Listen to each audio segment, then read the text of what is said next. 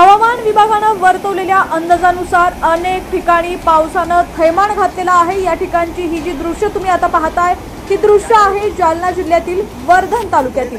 वर्धन तालुक्यासह परिसरात जोरदार अवकाळी पाऊस झाला। या अवकाळी पावसामुळे सोयगाव देवी परिसरात नदी नाल्यांना पूर आलाय। या पुरामुळे संपूर्ण परिसर हा जलमय झालाय। या अवकाळी पावसामुळे परिसरातील नागरिकांचं संपूर्ण जनजीवन विस्कळीत झालंय। पुराच्या पाण्यामुळे सोयगाव ते भोकरदनकडे जाणारा रस्ता हा जलमय झालेला आहे। आताची ही जी व्हिडिओतली दृश्य तुम्ही पाहताय ही दृश्य आहे जालना जिल्ह्यातील वर्धन तालुक्यासह परिसरात जोरदार पाऊस कोसळलेला आहे। भोकरदन तालुक्यात नदी नाल्यांना पूर आल्याचं पाहायला मिळालंय।